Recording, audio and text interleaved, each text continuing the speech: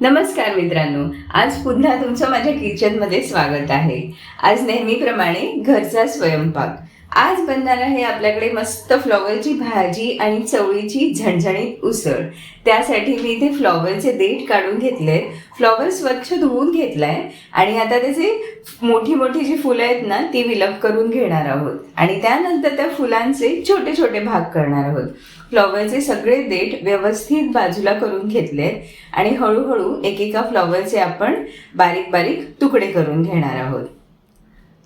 छोटे छोटे तुकडे केले ना तर त्यामध्ये छोट्या बारीक जर अळी असतील ना तर त्या दिसायला सोप्या जातात, कारण खूप बारीक अळी असतात त्याच्यामध्ये। थोडंसं मिठाच्या पाण्यात घालून मी पुन्हा एकदा फ्लॉवर धुवून घेतलाय।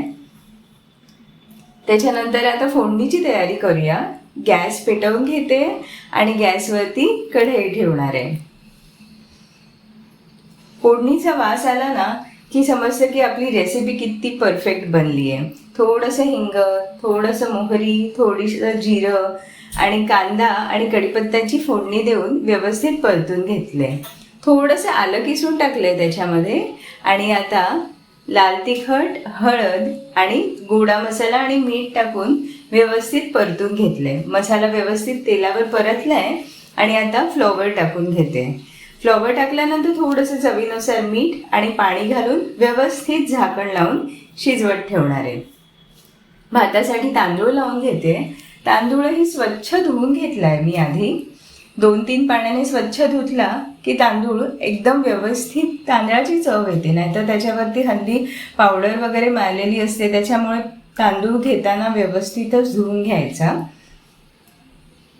त्याच्यानंतर आम्ही चवळी भिजत घातलेली ओव्हरनाईट, आता तीही मी धुवून घेते।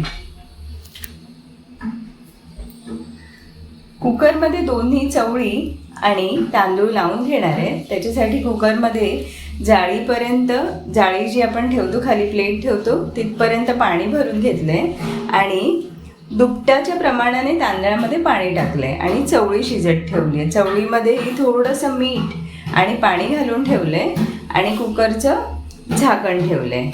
आता साधारण 3 शिट्ट्या येईपर्यंत आपण हे व्यवस्थित शिजवून घेऊया। आता बाजूला मी चवळीची आमटी करण्यासाठी गॅस पेटवलाय। कढईमध्ये थोडंसं तेल टाकलंय आणि त्याच्यामध्ये परत फोडणी करून घेणार आहे। थोडंसं हिंग आणि जिरं टाकून घेतलंय। कांदा आणि कढीपत्ता घालून कांदा माझा परतून झालाय। आता कुकरच्या 3 शिट्ट्या झाल्या, कुकर थंड झालाय। चवळी शिजली आहे का बघूया। चवळी अगदी व्यवस्थित उकडलेली आहे, ना जास्त ना कमी। थोडासा कांदा मी बाजूला काढून घेते खोबऱ्याच्या वाटपासाठी। थोडंसं कोथिंबीर, आलं, लसूण आणि भाजलेलं खोबरं मी वाटून घेणार आहे। तोपर्यंत जराशा कांद्यामध्ये लाल तिखट, हळद आणि चवळी परतून घेणार आहे। मस्त मसाल्यामध्ये चवळी परतली आहे।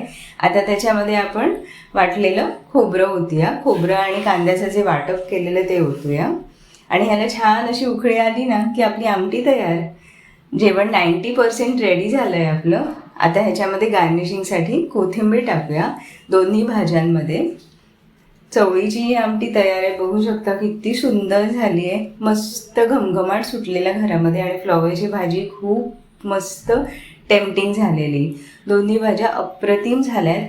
आता जरा चवीसाठी आपण पापडही तळून घेऊया। गॅस पेटवला आणि तवा ठेवलाय। व्यवस्थित तवा तापला की तेल टाकून घ्यायचं आणि तेल गरम असतानाच पापड सोडायचा, म्हणजे तो एकदम खुसखुशीत भाजून तयार होतो। बघा पापडही मस्त झालाय। आता आपण ताट वाढायला घेऊया। मस्त गरम भात वाफाळता, त्याच्यानंतर फ्लॉवरची भाजी, चवळीची आमटी, गोड आंबा, उन्हाळ्याचा सीझन आहे म्हणून, आणि पापड फ्राय। बस अजून काय पाहिजे। सुंदर जेवण म्हणजे हेच असतं। व्हिडिओ आवडला असेल तर नक्की लाईक, शेअर आणि सबस्क्राईब करा। थँक्यू।